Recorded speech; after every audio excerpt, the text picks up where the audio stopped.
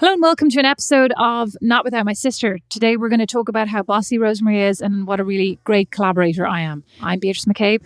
I'm Rosemary McCabe. Thanks, Rosemary. And today we're going to talk about Being what the kind boss. of being the manager or the boss or Being in charge. being, what are we like? Supervisor. Correct, supervisor.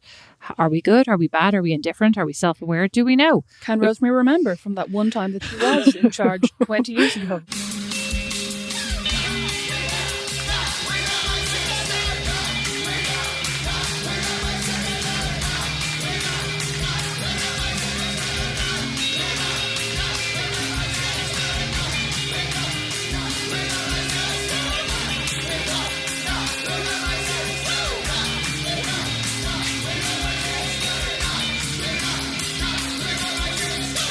We should probably have other can. people actually on telling us what we're like. But here's our opinion of ourselves in terms of what we're like when we're managing people and how we like to be managed ourselves, or what kind of direct reports we are. I don't know if I'm very good. Oh my God, I was thinking about that on the way over. I was thinking about, what would I say makes a good boss? And I was thinking about, bad bosses I've had. And I was like, I'm neither a good boss nor a good underling. It's bad news. Well, I always think it's interesting when we do these work exercises, we have, we do workshops or whatever.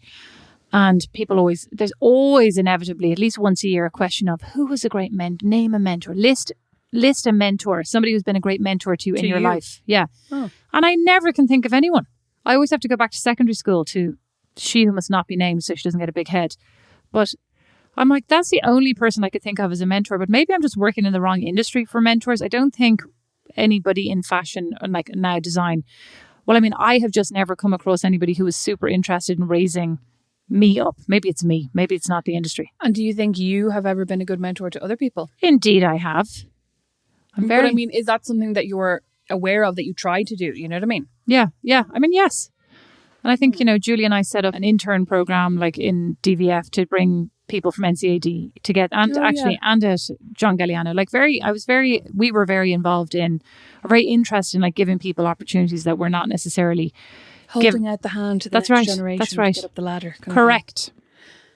I'm trying to think, was there anybody that I would consider?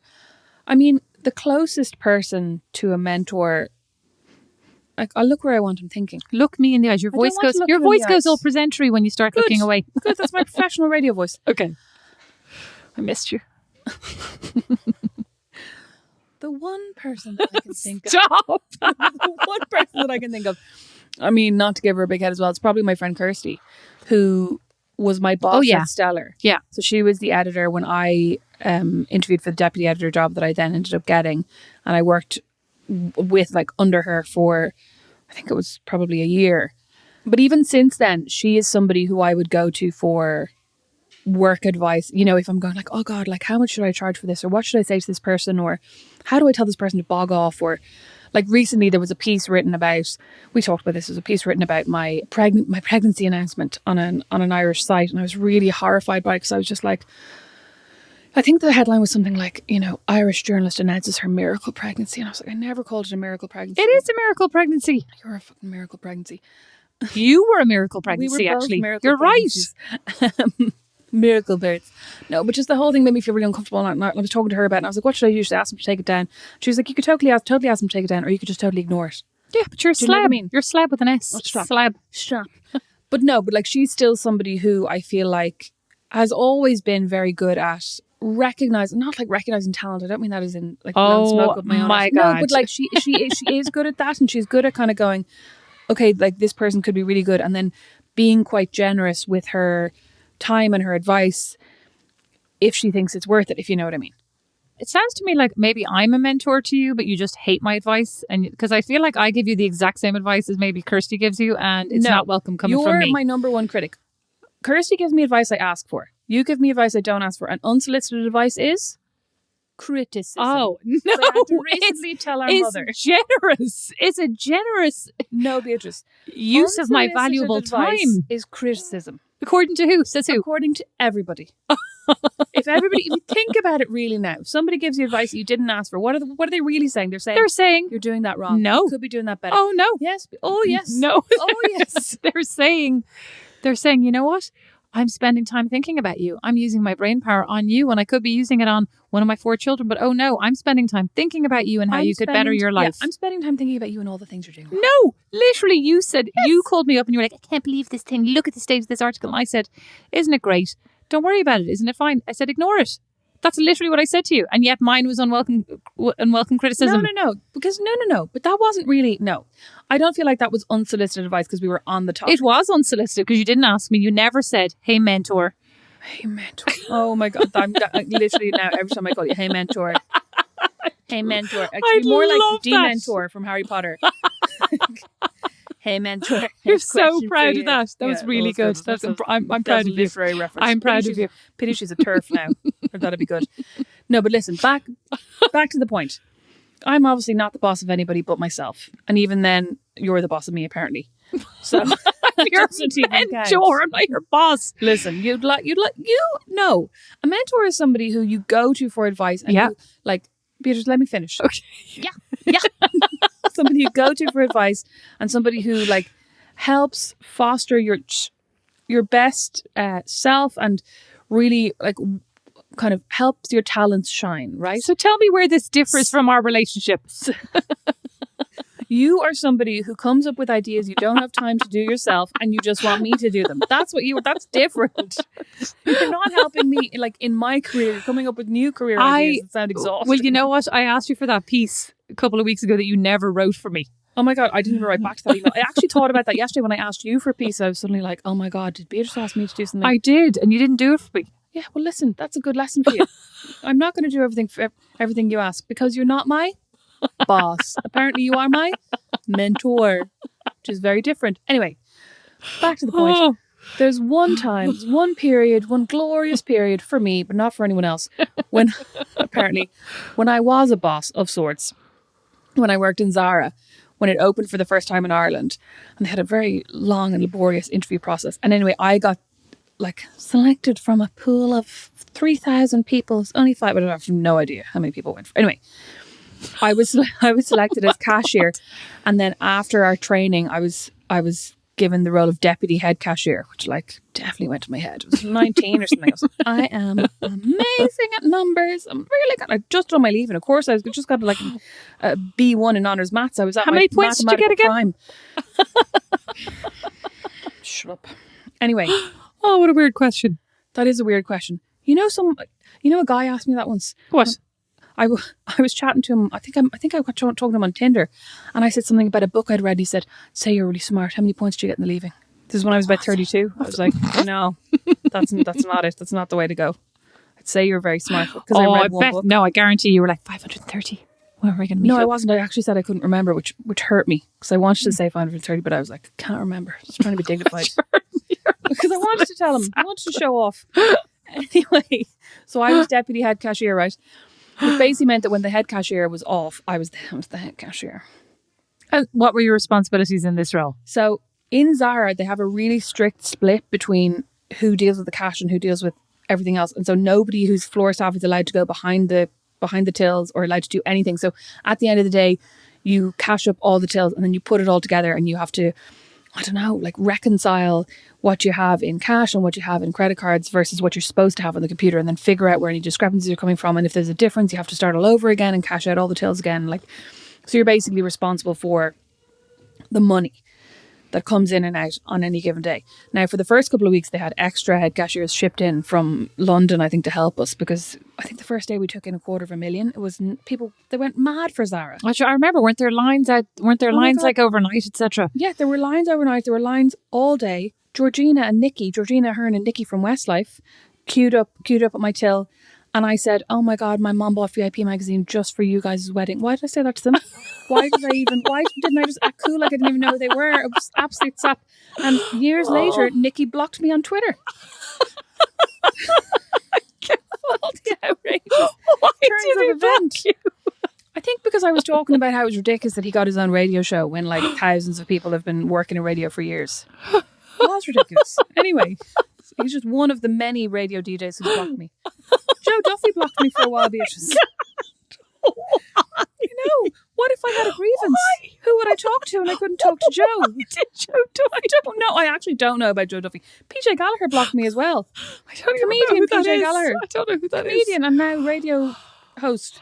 So are you telling me you don't have a future in radio? That's why you're doing podcasts? God, probably not. Actually, now that I think about it, I've often wondered why I didn't get picked up for my own radio show. And now that you say that, I'm like, maybe that's why they all hate me. You're on the Niall Boylan blocked me as well. Adrian Kennedy. I can't. Why? What were you saying about them? Male radio DJs can't take the truth. They're very sensitive. What were you saying? Sensitive. I honestly can't remember. I was on the Adrian Kennedy phone show once as well when I was a teenager. Called in to give my opinion. Oh, surprise. I can't believe Joe Duffy blocked you. Are you still blocked? No, he's unblocked me since. But I think he changed his... I don't know. That's a mystery that'll go with me. Go with him to his grave. So why did this Adrian guy block you? Oh, Adrian Kennedy, I don't know. I think we were arguing about something. Can't remember. I think you do remember. No, I actually can't. No. Jeremy Dixon is another one who's blocked me. He's another radio DJ. They're all men, Rosemary. Is there a common thread here? Men hate me. So that's what I'm telling you. Jeremy Dixon actually tweeted one day something about how... Oh no, what was it? He tried to add me as a friend on Facebook after he'd blocked me, right? And then I tweeted and I was like, hey Jer, like if you want to be friends, maybe unblock me on Twitter first or like whatever. And he was like, I did not friend you on Facebook. I went to the bathroom at work and one of my colleagues, knowing how much I hate you, tried to add you on Facebook. So petty, Peter. So petty. I know. It's literally like, how often do you talk about me at work that your colleagues are like, you know who he really hates? Friend her on Facebook. Oh my God, another one. Your man Ray Shah put up a Facebook post. He's another radio DJ. Put up a Facebook post one day about I would like to punch me in the face. What? It's a bit strange. Sorry, why you're laughing, Peter. It's very violent. That's not very nice. No, it wasn't nice. I can't. I'm still back with the friends on the Facebook account when it gets to Twitter. I'm like, how do they all have his password? This sounds extremely sketchy. I think he just left Facebook open on his computer like dope. I can't believe. But he's like one of these. Their idea of a laugh. Like, do you even see? You don't get alerts. Like, how? Oh God, I can't even. Were you just supposed to accept it? Were they expecting you to accept, and then he was going to get the shock of his life when it was like, Rosemary McCabe accepted you? No idea. I can't believe he bothered to write back. Like, all irate. I was not trying to be your friend. Me. That was one of my friends playing a joke. Like, we like to play jokes on each other in the office because we're lads. That's they sound like a gang of lads, I'd have to say. He basically has this like shock jock show where he'll come on and be like, a Dublin mother on welfare was spotted buying a 25 grand car. What do you think about this? This kind of shit. Oh. He's like one of these radio shows. So like, but obviously a very thin skin at the end of the day, despite doling it all out to the rest of the nation. What particular argument sparked our initial feud? I mean, you were very argumentative for a while. I was very argumentative I still am now, but just not on Twitter, just in real life. You did say lots of inflammatory things, but I mean, that doesn't mean you should be getting punched in the face or threatened with that either. Maybe he left the balloons outside your house. I'm not even joking. Oh my God, stop. The punch in the face thing though was when I'd written a piece about how people shouldn't overexpose their kids online. And it was so weird because it was like everybody's written, like this has been in every newspaper with someone saying, yeah, we really shouldn't overexpose our kids online. And like my point was, if I recognize your kid in the supermarket from Instagram, that's a bit weird. And also, like if I can tell what school your kids go to because I've seen their school uniforms, and if I know, the road you live on, it's just like none of it's safe. That I was like, it's all really dodgy. And also kids can't consent, like they're too young. And when they're older, how are they going to feel about their whole lives having been documented on Instagram or whatever? Like it was not... I've written a lot more inflammatory shit than that. You have. I have. And a lot of moms and dads, Beatrice in Dublin, got very annoyed. Anyway, so back to you complimenting. Back to you. Back to me being the boss. Back to you complimenting Nikki and Georgina and just fangirling over them. Oh my God, that just made the blocking even more. Anyway, I'm really angry about that one. I can't believe I complimented you in public. Actually, do you think it was a I'd say they were probably insulted. Like, you're the 19-year-old, you're their target demo, and you're like, my mom loves you. She probably was a bit of a bitchy thing to say. Yes, I'm glad now. It was a bit backhanded. You know what? I hope he heard me say that and he went, "Oh, my star's on the wane." I hope that made him feel bad now because of what came later, the blocking. Petty. Anyway, I was working Zara. I thought it was very fair while I worked in Zara. I do remember, like, I wasn't. What? Yes. Well, I was like, I definitely liked a rule. Oh. Right? And if there was a rule in place, there was a rule in place for a reason. And if you're supposed to be in an at your till at 5 to 9, you're supposed to be in an at your till at 5 to 9. So I do remember more than once being quite like snippy with my fellow cashiers. So 19-year-old me being in one day as head cashier, and somebody would come in at like 9:02 and be like, sorry, the bus was late. And I'd be like, it doesn't matter. You need to go up and open your till right now. You're late. Like, I literally remember. Absolute knob. Oh my God, absolute knob. Like, why? And I think it was because I'd be getting stressed that like the floor manager would be coming around going, why isn't the till upstairs open? And you're also like, it's fucking Zara. Why were we so obsessed with opening all the tills in those days? Now you go into a Zara and there's one till open in the furthest back corner. Like, now they don't seem to care about opening all the tills. Back then, I'm telling you, it was like... Well, they had to get that $250,000 in the tills. Only one day. Never to be repeated. God, amazing. I'd say after the day Penny's opens after the latest lockdown, there's going to be... Well, especially after we saw that last video where they were all... I mean, and I didn't really know that like Penny's was such a... I mean, I know people get their undies in Penny's, but people seem to really miss buying new undies from that video we watched. Yeah, was it an RTE news piece? Yeah, it was an RTE news piece, and everybody was like, need some more knickers. But like loads of people seem to be saying that they go in and buy new knickers every 2 weeks, which was the biggest mystery to me. I know. I was like, I've obviously been them out. Am I doing this all wrong? That's what I was wondering. I've been like in the bathroom looking at my flexi fits, going, is that a hole now, or is that just like a little bit of wear? You know what I mean? I'm like, does that classify as a hole? Do I need to go in the bin, or can I wear them? And I'm nearly always decide I can wear them a couple more times. But I mean, I need some more flexi fits. I really need to go through my underwear drawer, as I believe I've stated before, and like, I can't even close it, right? It's so jam packed. But there are only about 4 things in the underwear drawer that I actually wear. And they're all flexi fits. They're all flexi fits. Yeah, every other pair of knickers gets passed over every single day. And then I'm like, oh my God, I hope there's some flexi fits out of the wash. I hope it's like, I mean, I just really need to get rid of everything else. You do. You know, and I mean, and when I look at them, some of them I think, I've probably had this for 20 years. Like, that's not very... But I mean, I've never worn it. Yeah, I've had it for 20 years. You're not wearing them 3 times a week. And I'm not about to start wearing it, is my point. Because I've never... It's this thing where I'm like... And some of them are too small as well. And you know the infamous, like, you buy it, it's too small. And you go, well, I'll fit that now in a couple of weeks. And then I'm like, 20 years later, I'm obviously not about to fit it. So I just need to face... And also, it's probably hideous because it was 20 years ago that it was looking cute. You should do that today. I'd love to go up and do that now, but I'm not. I need to go home. Maybe I will do that today. I have to pack my own house up, so I'm moving this week. I tidied the house this morning. I tidied the house this morning though, and I feel like I've got some work to do, so I feel tired. You're going to leave this room now, and that house is going to be back to... I can't. I know. Anyway, so when I was then leaving Zara, I think I was in Zara for about 6 months, and then I had applied for a job in this because I'd taken a year out between school and college because I wasn't really sure what I wanted to do. I was like faffing around, and I had applied for a job in the civil service as clerical officer on mother's urging. I was like, great, now it's great to get into the civil service. You get in early and you work your way up. Right? She literally she's just trying to mould her mini me. I know, she loves civil service. I mean, it was grand. I did nothing and I got paid for it. It was great. I worked in Stephen's Green. So it's like, did you see that person in Italy who got arrested for having allegedly for having been paid for 15 years and never showing up to work? Yeah. That was amazing. It was amazing. I was like, it's pretty impressive. Oh, yeah. I'd love that. I would not love that, obviously.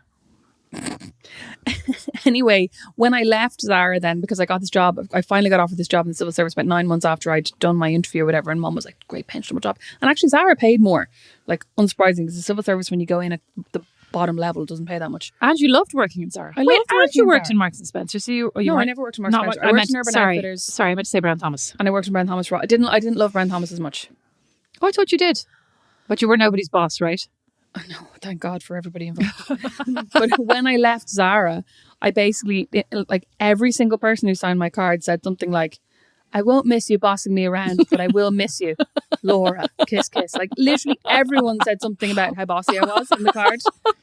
And like to the extent that I was like, couldn't even feel nice about it. I wasn't even like everybody I was like, everybody hates me. I was like a nightmare. But it goes back to, it's your organizing side, like the always in charge, always making the lists, always forming the clubs. That was your background.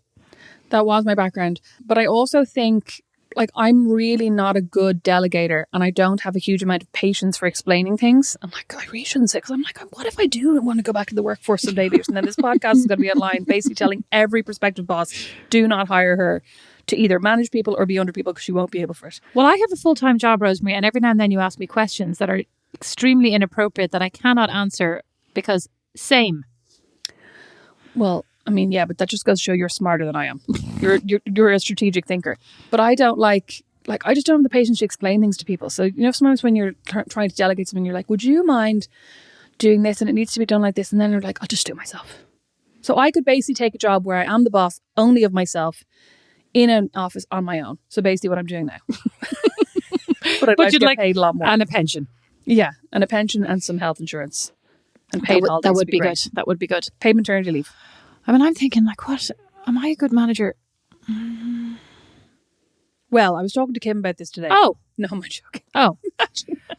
Well, you should have for background, for research for this. I mean, I feel like I'm grand. I think I'm okay. I think it... Hang on. Let's just rewind for a second, Beatrice. You work in corporate America. Yeah. How would you answer this as a corporate American? I was about to say... You're sounding very Irish. I'm grand. I think I probably, it's hard. I think my job at this point is, a lot of it is about communication, right? Is about making sure that everybody has the same information, because I have access to lots of information that then needs to be disseminated among the teams, you know, and then the teams do the work, and then I'm kind of supposed to be communicate. I realize I'm in meetings where I'm like, this is the 5th time I've been in this meeting, but every time it's a different group, you know? Yeah. And I realize that that's actually a huge part of my job, which over time, you don't really notice, and then over time you realize you're not in this meeting because we actually need your input. We're in this meeting so you can share the outcome of this meeting with your manager or somebody else. That's actually your job. Do you know what I mean? Yeah, I get you. And so I think I probably need to figure out a better way to communicate that kind of information and make sure people know, because I think so much is happening all the time that maybe I'm not the best at it, right? But I also think I just want to keep going. I'm not super keen on slowing down and telling everyone what's going on. And analysing what's happened this week or the results of... No, not so much. I more mean I'm like, come on, we're wasting time here. We need to keep moving, you know? Okay, and I think a lot of people want to, well, just slow down and let's talk about what happened. And I'm like, okay, we talked about it. We did that. I feel like I want to move maybe more quickly than some people do. Yeah. You know? But that's just my nature, right? I'm not super keen on, I don't know, getting it all, making it all look fantastic. I'm like, do you have what you need? Let's go. You know, and I think that's not how everybody behaves. And I think it makes some people uncomfortable. I didn't get that officially. You know, I didn't get that in an official email. I didn't officially hear that through the correct channels. Yeah. And I think a lot of people, personality wise, like to wait for everything to be in the right place and for the perfect environment or situation in which to move forward with this project, whereas you're definitely not like that. No. Even conversations that we've had about the podcast or about things that we want to do, and I'm like, oh well, we shouldn't do that until we're at XYZ, and you're like, why not? You know what I mean? Whereas I'm kind of going, let's wait for the perfect conditions so that we know that we have X number of followers and that we have this and that we have that, and you're like, but why not just do it now? Yeah, I think I'm and I don't mean that in a critical way or to make you sound impulsive. I mean, I'm sure you can be impulsive, but I think more that I'm probably more cautious. Well, not even cautious isn't the right word. I'm just probably don't do that now. No, I think probably right. No, but I think you're somebody, you like to have a plan. You like to know. Know where you're going. Oh, you hate a plan. I love a plan. And I'm not really. I'm more it's fine. We'll figure it out. We'll build it as we go. Whereas I think you're more let's build it and then let's go. And and you're also if it's good, that's enough. And I'm like, no, but it has to be good in the right context and with the right audience. And you're kind of but I think you are very much if we build it, they'll come. Whereas I'm we have to wait for them to come before we build it. Yeah. And I mean, probably somewhere in the truth is somewhere in the middle is the truth, you know. I was thinking back when I started managing though, and I see this in a lot of people, a lot of more junior people as well, a lot of new managers. Because I mean, the managing is the one thing, it's probably one of the most important things you do, right, in a job if you are a manager. And there's zero training. There's just this assumption. I was actually going to say that. That like any managers I've worked with as well, you see them become managers, and it's more through time and tenacity than actual skill or suitability. Yeah, suitability. Right, because not everybody. I don't and I think it's hard because progression, in corporate America especially, is if you're going to progress, you're probably going to run a team, and you're probably going to you're going to have people underneath you. Whereas, what if you're just an amazing contributor? I was talking about this with somebody the other day. Shouldn't we figure out what are the roles that don't need to manage people? I don't actually think that, especially in design, it's not necessarily always beneficial for people to be distracted by managing other people.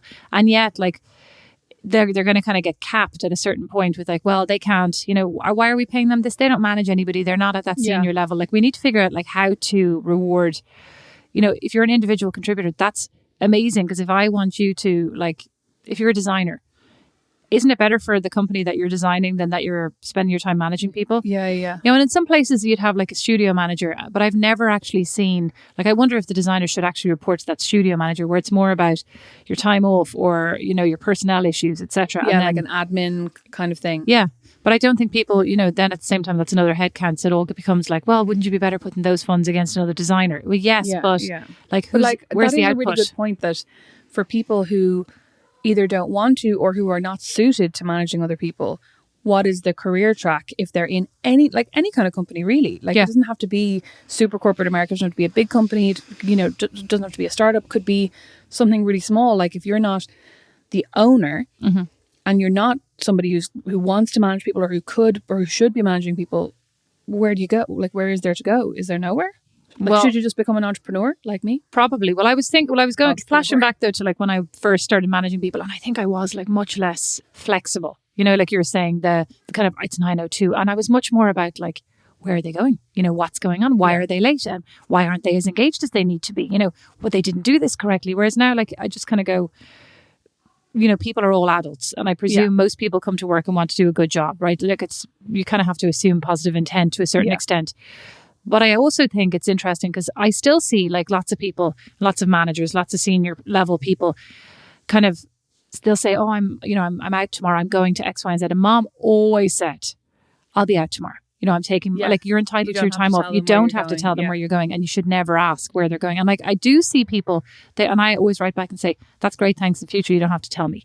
Like, that's up to you. You can apply for your time off as long as you have your work done. I mean, I assume if you're applying for 2 weeks off, that you're comfortable, that you have your work done. However, I have discovered that that's not necessarily the case. People are like, oh, well, you said I could take it off, but like you didn't finish your project.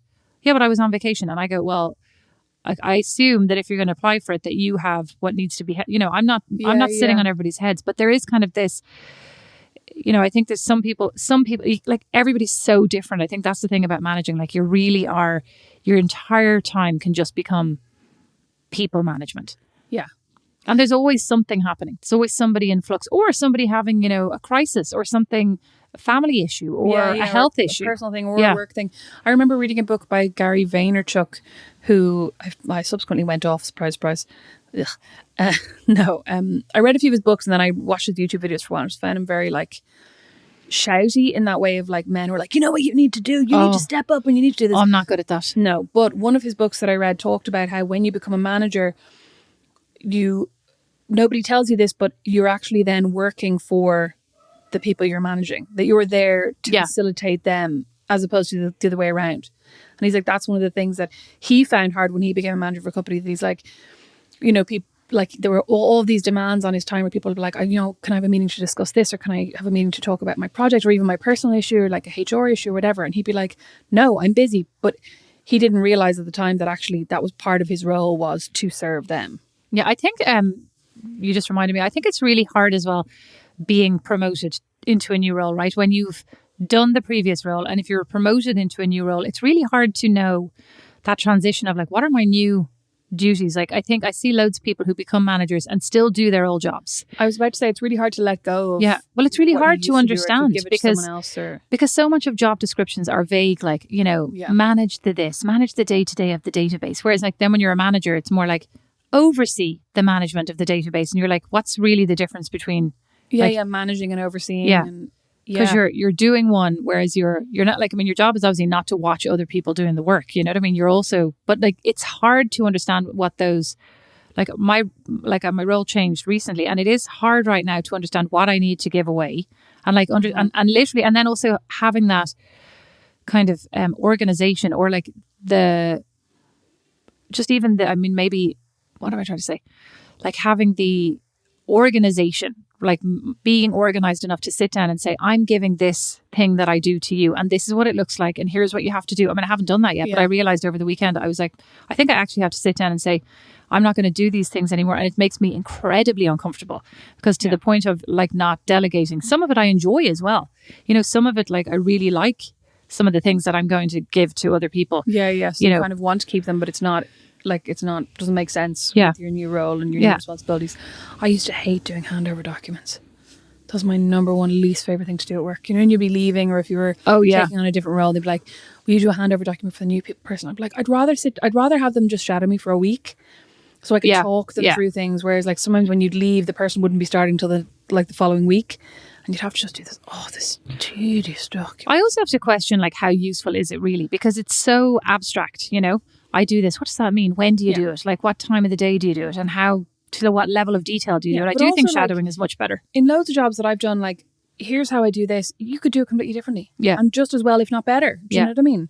Like, not that, I mean, I was actually good at some things. Not better. I was good in some jobs. But, like, quite seriously, you know, I keep thinking now, this is not related to managing, but the one thing I've dreaded the most in every single job is the leaving. Oh, it's why? The worst. Why? Because it's really awkward. It's really awkward. It's also the whole mechanics of, like, writing a letter as well. Do you know what I mean? That you're supposed to have written notice. So it's not even a natural, hey, do you have time for a 10-minute meeting? You sit down and you go, hey, I've been offered this opportunity and I'm going to move on or whatever. You have to hand over this. Like, I remember when I handed in my notice in a job I was in, I was like, hi, this, like, I have, like, I always felt like I was handing drugs across the table. Do you know what I mean? Like, I have this thing in an envelope and it's for you. And that was actually the weirdest thing. Like, when I handed in my notice at one particular job, I remember my boss being like, oh, like, you know, I'm really surprised. Is there anything we can do to change your mind? And blah, blah. And I was like, no, not really, you know, and they said, oh, you know, could we offer you more money? And I was like, no, it's like, honestly not about the money. I think I just would be happier doing X, Y, Z. And then that person never spoke to me again. Oh, yeah. That happened to me too. Would not even say hello to me. Would not, like, didn't say goodbye, didn't say thank you, nothing. Like, I'll tell you one thing that I thought about, that when you're a very direct person, right? I think you're pretty direct. I think, you know, you're pretty out there, like, you're very honest. You don't have a lot of things that are secret, right? No, I mean, I can be very direct, but I can also be like, I really dread any kind of confrontation. I'll really put off. Well, that's what I was going to say. So that's one, I had a book recommended to me this week called Crucial Conversations. Have you ever read that? No. Haven't read it yet either, I haven't. But my friend Tracy recommended it to me and she was like, this changed her life, right? And, you know, I love a good workbook, so I'm going to purchase it and report back on it. But, like, I think that I am very direct, and I think that is something that I have developed over the years. Like, I mean, I'm direct, you know, in your personal life, you are and you aren't. Like, there are moments when you are, and then there are moments where you try to get around to something. You're very you know? direct with me. I'm direct with you. I wouldn't mind if you try and get around a few more things with me, to be honest. But I think it's a good thing. But I also realized recently that not everybody likes that. Like, not everybody. It makes some people uncomfortable, right? Because they don't want to have, to your point, that confrontation. They don't want to address the elephant in the room. They don't, like, they feel put on the spot. Like, I always thought people appreciated it, and now I realize it really depends on the person. Not everybody does. Yeah, like, that they don't want to sit down and have this conversation. They want you to put it to them in an email so that they can think about it exactly over the next 24 hours. Yeah. But I was going to say, the reason I think I have become much more direct is because it kind of goes back to communication, but it's more about, like, people understanding you. You know, people want to know the why, right? This is what I always hear. And I was told, like, you need to explain. So instead of saying, I like this, I'll say, I like it because I think this is brand appropriate because, right? So I'll always give that context, because without it, you know, it's just, if I'm out for a week, they're like, would Beatrice like this? Would Beatrice not like this? You know? Yeah. Whereas they can go, oh, she would like it because it speaks to the same thing that we. Well, and at the end of the day, I'm trying to, like, also say it's not about me; it's about the brand. You know, so is this brand appropriate? What are your filters, etc. But from a personal communication, like communicating with somebody who reports to you, you know, if you're unhappy with their performance, like, that's really hard, right? Because you don't want to sit down and go, like, you're crap. You know, you also have to give examples. You know, here are the things, blah blah blah. But I remember one time I sat down with this girl, and she was a designer, and she was wogus, right? Like, genuinely wogus. This was maybe 10 years ago, right? Actually just, and pleasant, but also weirdly lazy, right? Like, always showed up with, oh, I just didn't get the work done, or, oh, I'll have it for tomorrow, you know, and everybody else would be there with their stuff done. Like, of course, with their stuff done, like, that's your job, you know? Yeah. And then I pulled out her resume, and I didn't hire her. I pulled out her resume and I was like, oh, this job that she's doing, she has zero experience in. And I was like, maybe this is why, you know? So I said, I'll sit down with her and have a conversation. So we sit down and have a conversation. I go, you know, I pulled out your resume. Can you tell me, you know, why did you apply for this job? Well, I love it. I really love it. And I go, well, I really don't think, you know, that you're fulfilling the role as it needs to be done or whatever, you know? And, you know, I don't know that you really have the right skills, and we can think about if there's another role that would be suitable for you. But if I don't see improvement, or, you know, something over the next while. We're going to have to talk about next steps, which could potentially be an exit, right? Yeah. That's what I thought I said. Right. I think I did say stuff around that, but I think I also filled up the space in between with a lot of like joking, and platitudes, etc. Like chatting and trying to ease the blow kind of exactly. thing. And at the end I said, okay, why don't you repeat back to me what I just told you to make sure we're on the same page? And she goes, you really like what I'm doing. You're happy with me in my role, and just we'll touch base again in a couple of weeks just to make sure that we're both still in a good place. And I'm like, absolutely the polar opposite of what I just said. But it was really eye-opening to me, and that people like have an image of themselves. I mean, I'm sure I do too. And that to hear from somebody else that their perception of you is so at odds with your own image, like you cannot, you have got to be super direct, because people do not hear what you're telling them, basically. They hear what they genuinely hear what they want to hear or what they're comfortable hearing, Her. She was not remotely bothered, not phased at all, even after like we spent another 15 minutes clarifying, no, she was not doing a good job. So I think I've become, like over time as a manager, I'd say that's probably one of the things. I am direct. I try to confront issues. I try to not let things go on, and because I think there's nothing worse than, here are the 5 things you've done that have annoyed me over the last 6 weeks. On Tuesday the 4th, you did this and it was really annoying. On, Friday, like that's so crushing to hear. And I also think it's a self-fulfilling thing. Like if you start telling somebody that you're not happy with them, like you have to sit down at the beginning and say, hey, this is going on. How are we going to fix it? Or are you interested in fixing? Because that's the other thing. Sometimes people don't want to fix it. They're like, well, that's your problem. It's not a problem for me. It's a problem for you. And that's really hard. But anyway, so I think I'm very direct. And again, like I said, it's not good with everybody. So I have to figure that part out. If like anybody who you have managed in the past or who you currently manage is listening to this, I'd love to know what they're thinking. I'd love to know if some of the time I'm going, direct me whole. Speaking of perceptions of self. Oh, I don't know. I mean, I also think naturally sarcastic. I try to eliminate that, or like that's hard be careful, because also I realize that it can be very crushing to people who feel, slighted by it. Oh my God, sorry, it's just reminded me. When I worked in Chivago, music shop in Galway, I wasn't in charge of anyone, but I worked there for a summer while I was in college. And there was a girl who worked there. I think she was the daughter of the owner or the daughter of the manager or something. And she was maybe 13 or 14. She would come in like on Saturdays and just like do a Saturday in the shop or whatever. And I remember at one point I got taken aside and I got told I was making her feel that I was intimidating her, and that they would prefer if I didn't sing anymore. What? I was like, I used to be singing along with everything, like behind the till. Not necessarily when there were loads of customers in the shop, but if you were there on your own. Yeah, why was that intimidating to her? I don't know, because I'm such a good singer. Or she just hated it. Yeah, or maybe she just thought that I was like, maybe she thought it was some kind of weird power move when she'd be like, Rosemary, do you want me to? And I'd be like, overprotected. I don't know. Or maybe the two weren't connected and they were just using it as an excuse to tell you to stop singing. Maybe they were two separate things and I just put them together. I am thinking about an intern who absolutely hated me one time and told me when they were leaving, like this was when we were in Paris, there was this duo and they were absolutely bizarre, right? They were these mates. And I thought we all got on very well, right? And then I can't remember what happened. I think we moved them from the accessories department to like apparel and they never forgave us. I can't quite remember the details, but I remember at the end they came up and were like, you were the worst fucking manager we ever had. You are a dick. What did you say? I'm sure I was just like, well, you would say that. I don't know. I'm sure I had no witty comeback. I was probably just like, am I? I probably started crying. Am I?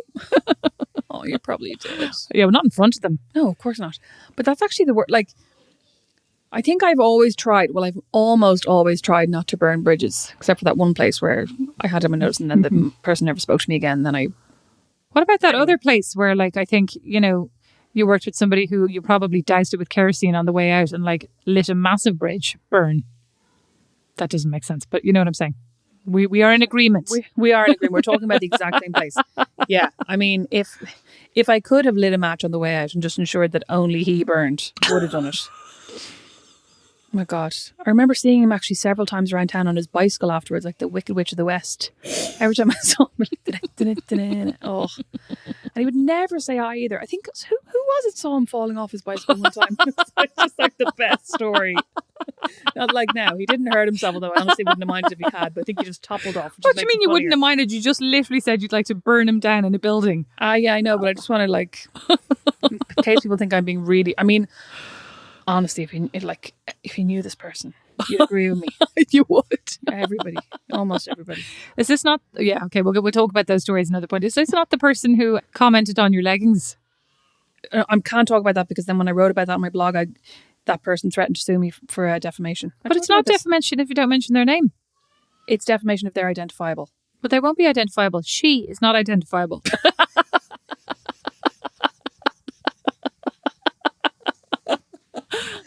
Yeah, it was basically I came back to work one day. I was very fit at the time, Beatrice. So I used to go and work out on my lunch break. And I came back and I hadn't changed out of my workout clothes yet. I was having lunch like in the work kitchen. And this person, they walked by and went, "What the hell are those?" At my trousers. And I was like, "What?" It was like, "What the hell are they?" And I went, "They're leggings." And this person said, "That's not exactly appropriate work attire." And I was like, literally there are 4 young 20-something interns in the kitchen currently wearing leggings. Each of them, like in different colour. You know what I mean? Like black, navy, leather. He seemed to exclusively hire young blonde girls who wore leggings. Did you not say as well that they had also complimented a legging wearer at an earlier point, at an earlier juncture? I mean, I'm sure they had on a wonderful ensemble. But then one of the girls popped her head out of the kitchen and said, "Oh yeah, we all wear leggings." I was like, "Thanks." Which was actually nice of her because like she could have said nothing, but it was like, "Sound, thank you." But then I wrote about this in the context of.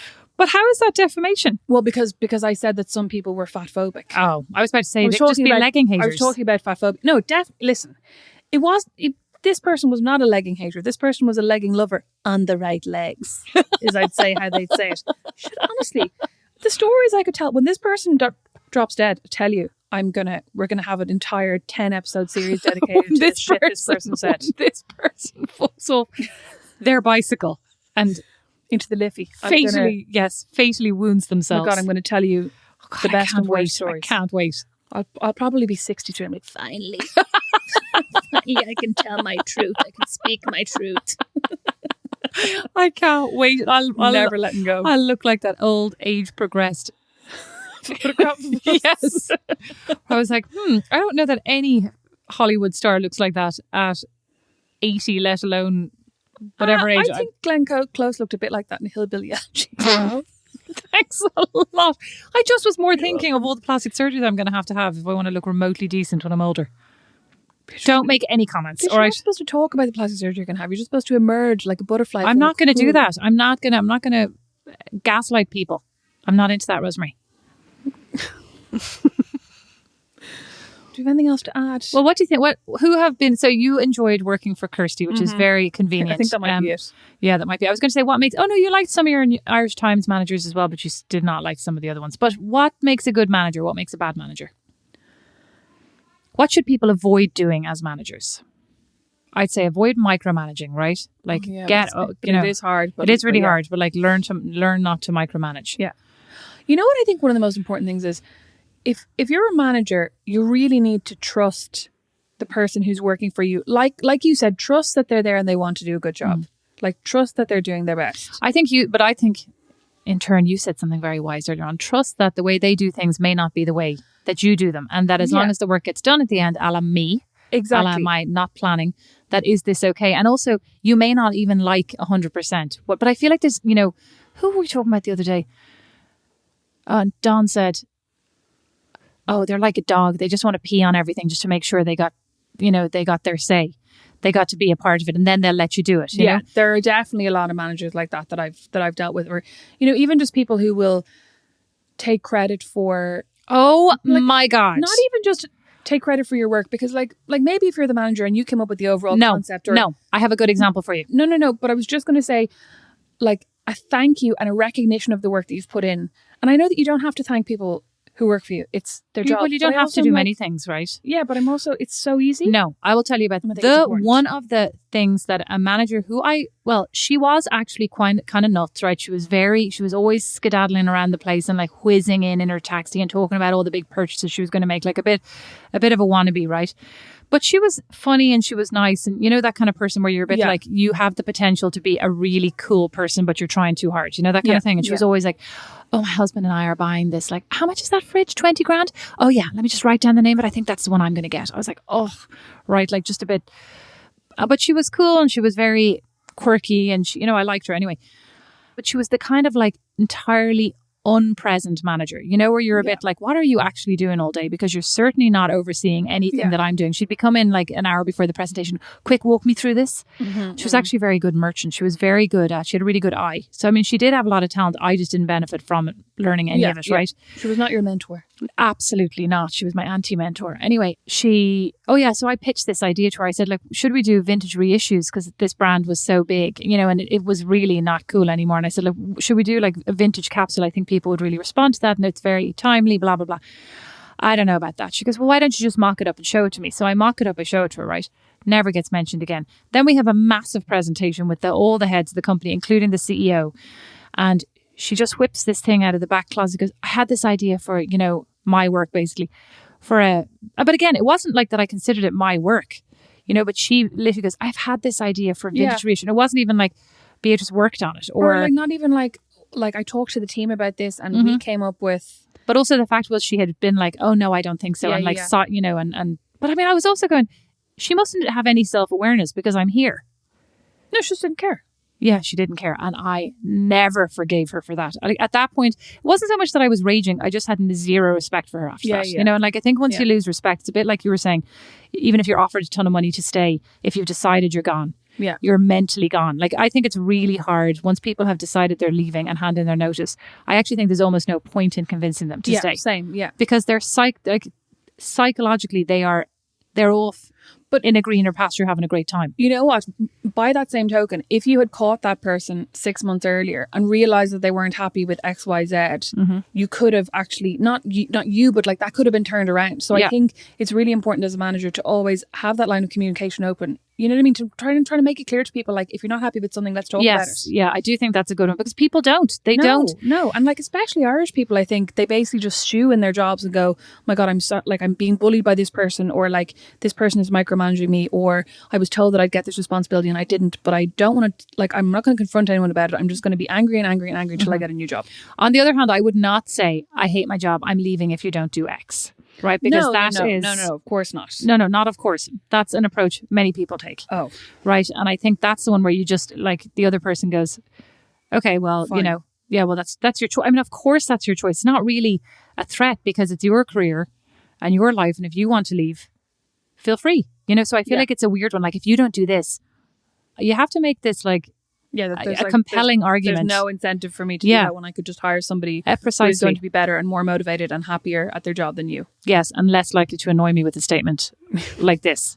If you don't give me this, I'm going to do this. But I mean, I think trust, like trusting your staff, like basically also like make like. If your staff thinks, I often think about managers that I'm like, sometimes you kind of inherit a manager or a manager inherits you, right? And I go into it and I'm like, would this person hire me? I wonder that myself. Yeah, and I think sometimes if I have thought, oh, they're making it blatantly obvious that they don't think I'm good at this job and they wouldn't hire me. And then I'm like, I've no interest in doing good work for you. Yeah. You've no interest in fostering me and like encouraging me to do good work. We're not going to mesh well together. You know what I mean? So is it basically about treating people the way you yourself would want to be treated quite genuinely? I think it is because I very often, it is hard because I don't think people even have that thought. I see people managing other people and I go like, this is like their own worst nightmare. Because like everybody has a different style. Like some people are, don't tell you at all what's going on. But then the minute they have a direct report, they're like, what's it? She didn't tell me she was going for lunch. Yeah. She didn't tell me this. And I'm like, this is like, are you seeing this? Yeah, you know? But also you didn't have to do that. Do you know what I mean? Like when you were at that level, your manager wasn't asking that of you. It's just that you now like miss having oversight of what's exactly going on in that role. And that's a really, really hard thing to let go of. But I also think people get very caught up in like, well, when I was at that level, I did X, Y, Z. Oh God, I hate that. Yeah. But I mean, I hear myself saying it sometimes as well. Well, I worked a lot harder when I was in my 20s, and then I go, but so what? I didn't think it was great. Like, should I be requiring that they go through the same torture that I went through? Like, no. Should I be requiring that they wait until 3 a.m. for a meeting that I am going to like announce on a whim? Yeah. No. I shouldn't, right? You did. But it does make it not annoying, but it does make it a little bit frustrating when you have somebody who's maybe just started out and is like has a job that maybe they're not like outwardly perfectly qualified for, but they really impressed in an interview and you're like, I'm going to give this person a chance. And then that person turns up and is like late 5 days in a row. I think it's more about, I think the challenge is more about you have a perspective. Like I have perspective on how things could be better, how things could be worse. Some people don't have any perspective because maybe it's their first job. They've only done this job. You know, they've been in this job for a long time. So they've forgotten that, you know, this is not the same way it is everywhere. So it's not to say that I'm trying to punish them, but I think there's a lack sometimes of, oh, you know what, I'm actually at work. Like, and maybe things are okay. You know, maybe it's not perfect, but maybe this is actually fine. Yeah. You know, and I think people do though they have an expectation that like they should be happy all the time. And I feel like I do bits of my job that I don't like. You know, I don't like everything I do. Yeah. Or like you definitely have days where you're like, I'd rather be in bed. I actually really like my job. But like there are things that I do. But I know you do. But like there are definitely days where anybody's like, oh God, like I'm, you know, I have these 5 back-to-back meetings and I'm tired and I would rather be... I actually really don't ever think that. Do you not? No. I mean, sometimes I'd like to sleep in a bit longer, but like I don't ever think I'd like to just stay in bed. I like going to work. I like my job. But I do think that, I think you're right though. Like I think that, yeah, I don't know. I don't really think that. We're going to have to delete so many of these episodes if I ever decide to get back to the workforce. Seriously, I'm like, I literally sound like the least employable person in the world. I'm terrible boss, terrible like direct report. Half the time I don't want to be there. Maybe you shouldn't be saying that. You should be saying, despite what you're thinking, I'm an amazing boss. No, I'm saying I'm making myself sound like these things that are patently untrue. Our next episode is going to be why Rosemary is actually not as bad as she's making herself. She's just very self-deprecating, which is very endearing. We'll say how Rosemary has an active imagination and all those stories were figments. How Rosemary really talks herself down. Yes, exactly. We'll talk about Rosemary's low confidence. Maybe we'll have Kirsty on as a special guest to talk about how great I am. That's a great idea. Oh my God, Kirsty's always sending me messages going like, Stadia, I can't believe, like just like stuff that I'll do on Instagram stories. And she's like, are you really buying Crocs now? Or like something. She's my... Are you really buying Crocs? Yes, you are. Crocs by Vera Bradley. They're the cutest things I've ever seen. They are very cute. But I also saw Chiara Ferragni bought Crocs. Now I want Crocs. Listen. She bought lilac Crocs. Tell Kirsty Crocs are cool. Well, Kirsty didn't actually mess me about the Crocs. Okay, sorry, Kirsty. Sorry, Kirsty. I thought you were a fashion editor. Kirsty's not. I don't know if Kirsty is anti or pro Crocs. I mean... Kirsty said nothing about the Crocs. I'm sorry I even brought that up. You shouldn't have misquoted. You shouldn't have put words into Kirsty's mouth that were not there. Kirsty's mouth. Poor me. Okay. That it? I think that's it. Beatrice is a great boss. I'm a crap boss. Luckily, I'm nobody's boss right now, except for my own. I mean, I don't actually know if I am a good boss. I don't really want to invite any comments either. I think I like to just stay where I am, thinking that I'm good enough. Well, but I just think there's always room for improvement. You sound like, once again, think, what would my American self say? Never say there's room for improvement. Oh my God, my American self would say, I've worked a lot on, you know, I really read a lot of books. I've done a lot of all your American coaching. Accents are done. Oh my God, they're disgraceful. Like nasal done. I would say that I genuinely take managing people very seriously. And I read a lot of books on this have read a lot of books and I've done a lot of courses and I spend a lot of time. A lot of points they're leaving. And I'm very interested in it. I find the psychology of people very interesting. But you know what? You also want, you want to be a good manager. Like you want your staff to do well. They're not my staff, my team. Your team, sorry. My colleagues. You want your colleagues to do well. You want your team to do well. And you want to help them. Whereas I think a lot of managers, they don't really think about it like that. Like they think, I want the end product to be good. And like, God, I could do it better myself. Do you know what I mean? Yeah, well... I think often there's not as much of an emphasis on the people. Sorry, I know we were wrapping up and now I'm like... Yeah, I think I want people to be happy. I want people to enjoy coming to work. I want them to feel fulfilled because you spend so much of your time at work. I want them to actually enjoy showing up. I think that's actually unusual. Like, I think... I don't think it's that unusual. No, well, I don't think you're like fucking special snowflake, one in a million. But I don't think all managers think like that. I don't think that's automatic. Well, a lot of people who get to manager level. I don't think that occurs to them. I think a lot of people aren't very involved in investing in like being better at managing. They try to be a good manager, but they're not necessarily dedicating maybe as much headspace to it as I am. Yeah, right? But I also think a lot of people get to management level, and by a lot of people I mean men, and when they get there, hashtag not all men on this podcast. I didn't say all. I said a lot. I think a lot of men get to the point where they're given like manager position and therefore they think, I am a manager now, therefore I am good at this because I was given this job. Do you know what I mean? And like, I just think, and I'd say this is true, like statistically, that men are a lot less likely, men who are in management positions are a lot less likely to think about how to be better managers, to read books on being better managers, to really think about, am I a good manager? Like, not all men. Well, it's I that think great that's book true. by Tommaso Chamorro, whatever his name is. Why Incompetent Men Become Leaders. I recommend it. It's a great Not book. all incompetent men. No. Hashtag Not all, but incompetent some men. incompetent men, but it's actually brilliant. And I left it on all the tables around the office. And Did you really? Yes, I did. And nobody noticed. I was super annoyed. I kept dropping it on random tables and then coming back to I pick it thought up. you just bought 10 and like dulled them out. No, I just That kept would be leaving funnier. it. I kept strategically leaving it on like men's desks and nobody noticed. Top management there, bitch. Thank you all.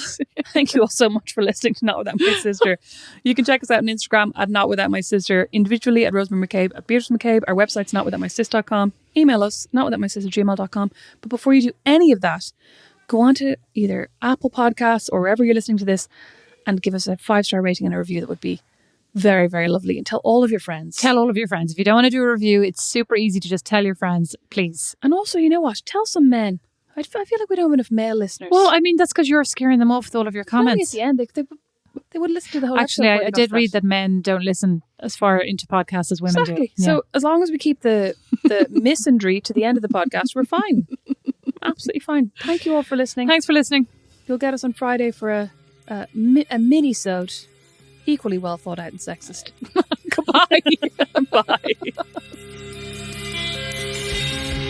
Not Without My Sister is produced by Liam Garrity, sound and original music by Don Kirkland, and our original illustration is by Lindsay Nielsen.